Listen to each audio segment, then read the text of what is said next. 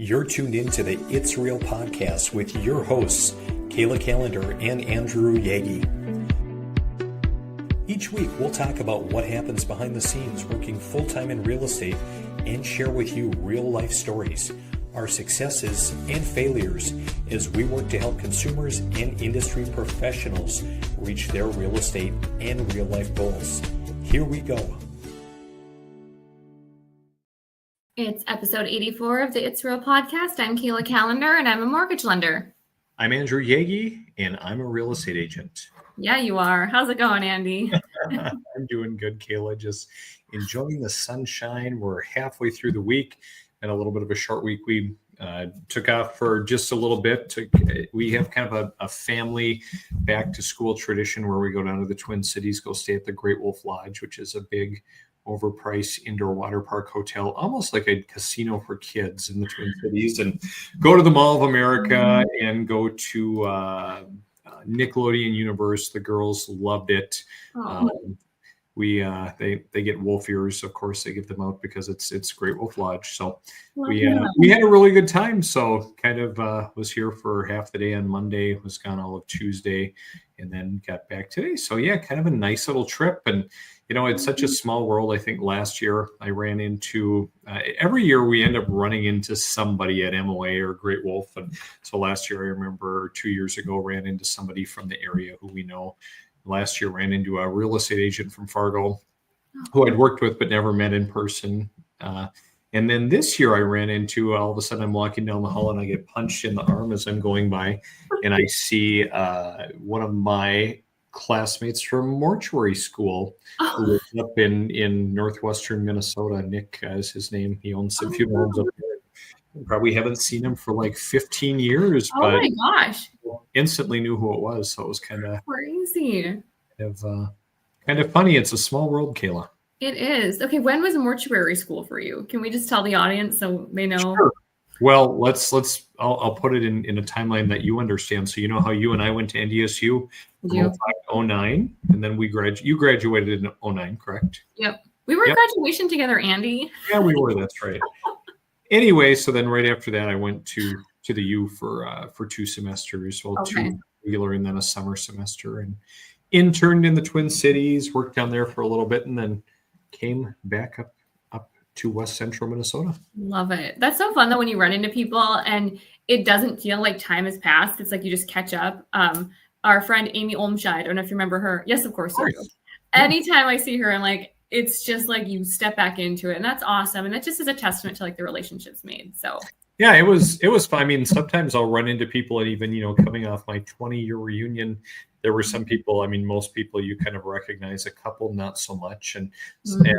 And or sometimes like you come across so many people, like I sometimes need to stand and visit with someone, you know, maybe for even a minute, and then it just clicks.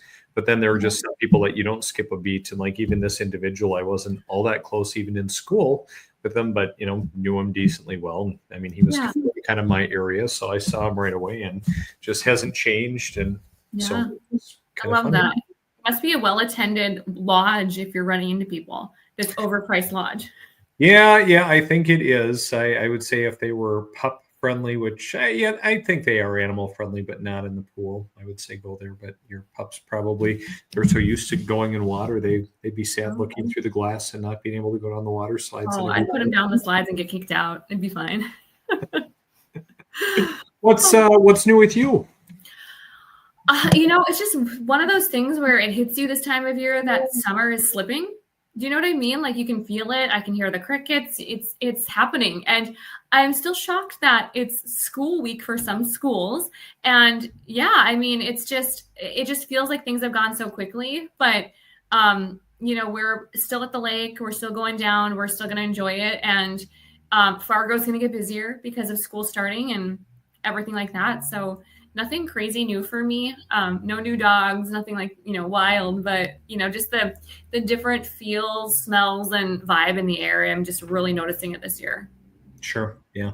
Yeah. I'm finding that as I go through, I appreciate it a little bit more. I appreciate, the seasons in fall and even like kids going back to school. I mean, okay, the time is great, but I'm really looking forward to a little bit more structure and just normalcy in terms of schedules. My wife, I mean, is a great mom in that she just likes to, keep everybody busy and like, hey, we're going here and we're going there and going to go see some family in Duluth this weekend, for instance. But it sometimes gets overwhelming from time to time just because there's just so much to do, and then lumping, the busyness of real estate and everything else, it, can be challenging. Yeah. And I think when it's not that structure, I mean, it's got to be difficult. You know what I mean? It's like that structure just kind of keeps you almost enjoying life a little more just because you know what to expect. The kids are routine and yeah. And so I think a lot of parents are probably welcoming this whole new school back to school so much more. So. Right, for sure. Hey, Kayla, I noticed something online. One of your favorite charities just kind of had an event. Homeward Animal Shelter. Did you have any involvement with this? Yeah, I attended. If you scroll through, you'll see a picture way in there. There's 262 photos. But Sharon and I both went, and it was rescue pets. It was people's, own dogs dressed up. And it was such a great event. I was so impressed. It was at Brewhalla in Fargo.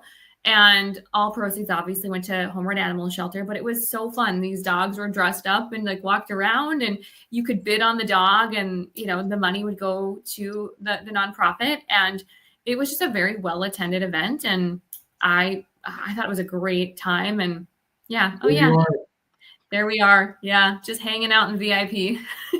I have a question. So when you go to a show of sorts, and the dogs come and they're strutting their stuff, or the model is usually they call it a catwalk.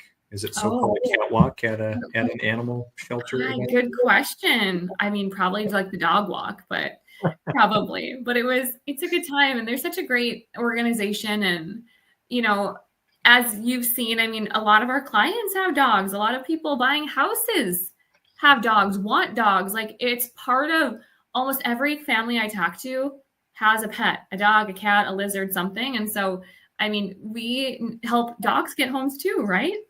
Yeah. Well, I think a lot of people often say that, they love their pet more than, their human relatives or their kids, which I guess coming off of a couple of nights staying in a hotel with 3 kids, and I, at times I can appreciate that, and it would have been better to have a dog sitting in the corner, but one forgets it. Yeah, right. I did notice that you threw me kind of some stats that way, and I wouldn't have ever have thought, because oftentimes we talk about why are people making a change? Well, obviously it starts with a goal. But a lot of it's the 3 Ds: death, divorce, diapers, people moving up. But I didn't realize that there were so many people purchasing their homes because of their dog. Yeah. Talk about that a little bit. Like, how many people, Kayla? Yeah, well, in just like a recent study that I had pulled from, this one's from realtor.com, but 43% of millennials, so our age, who purchased homes said their dog was their primary reason. So, I mean, it ranks higher than marriage or kids in some of those surveys. And it got me thinking, and if you look at this graph, it's a Zillow survey found that 46% of Americans consider dog-friendly features. And I'll be honest, when we built our house, we were talking about the size of the windows. We were talking about the yard. We literally built our house around what our dogs wanted, which sounds crazy, but anytime I do an intake call with a client, before they even apply, I ask them a lot of information about themselves, but also, do you have any children? And do you have any pets? And I also ask, what's the reason that you're wanting to, create home ownership? What's this next step look like, and why? And nearly everybody says, I want a bigger yard for my dog, or I want to get a dog for the kids. And I just love that stat. It like warms my heart because I'm a dog lover. And yeah, I mean, there's people that have, apartments and dogs in there, and it's not a life for them. Now, maybe small ones, yes, it's fine. And you figure it out, but there's nothing better. And I said this to a client this morning, there's nothing better than opening your door to the backyard and letting your dog run out. And you get to do that with home ownership. And we just don't talk about it as much as I feel like we should. So I'll say I appreciate the responsible pet owners that actually do look at this and kind of include their pets, when they're thinking about it, because, I think all too often, and you probably don't see this as much in Fargo because, you're in the metro, right? But when you're in more rural areas, the lines are blurred between, hey, having a dog out on a rural farm property that just runs and being in the city. And, just the encounters that we have, and especially with young children, of people that are not good pet owners and let their dogs run and let them bark and let them jump and whatever. I think those people, they don't have the right house for them, or they don't have the right pieces, right? Mm-hmm.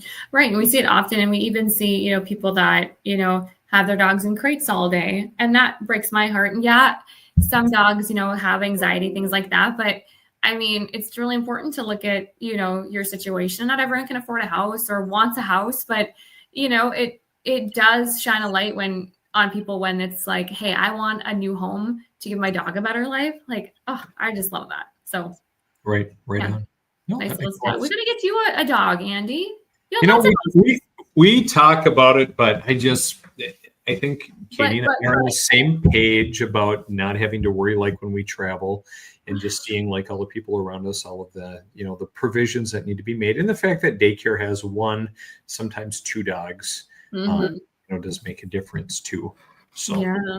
Okay. Hey, Kayla, I wanted to bring something else that you shared with me, just because we just talked about running into people or knowing people and how it's a small world. So we see in the news, or a lot of people have seen in the news recently, the Minnesota Vikings being under fire over male cheerleaders. And some people are probably out there rolling their eyes saying, well, what does this have to do with real estate? And we're just kind of talking about this all of a sudden. And I love that you brought this up to me, Kayla, but you actually know one of the Vikings male cheerleaders. I do. I can't believe you put this up. I love it.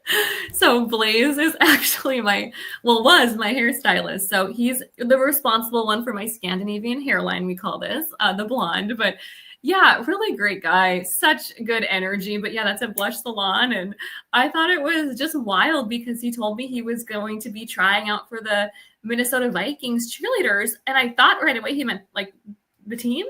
And I was like, oh, and then he got to tell me, and I'm like, that's awesome. So I didn't know he'd make it. And then I find out he's just a really great, amazing, fantastic dancer. So more power to him. I mean, you do you. And honestly, like, we should be more concerned about the Vikings winning a Super Bowl. Like, sorry. But well, it's preseason, so I guess since we haven't gotten into the meat and potatoes of sports, and I'm not much of a sports guy in the first place, so I can really care less. But I guess people are getting a little bit concerned about it. Wild. Well, I love it. Yes, he worked at Blush, and he was a fantastic hairstylist. Let me tell you. So, and how did you ever start working with him, kind of as your stylist? Blush Salon is team-based, so you'd go there. And so do you see how there's multiple people helping with your hair?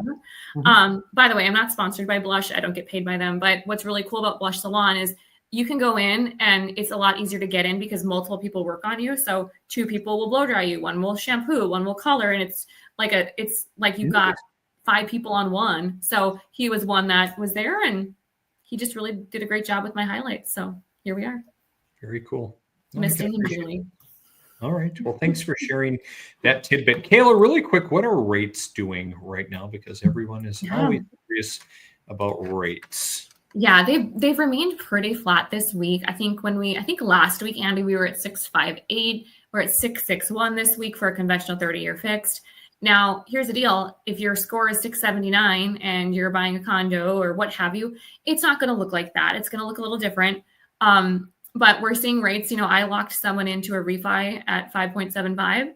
Depends if you want to pay down the points, but you can see an FHA loan is right above 6%. So North Dakota housing, we're seeing very similar. So it's, there was a podcast I was listening to this morning talking about what's it going to take for home buyers to actually buy a house, like to actually take that leap. And they're saying it has to be under 6.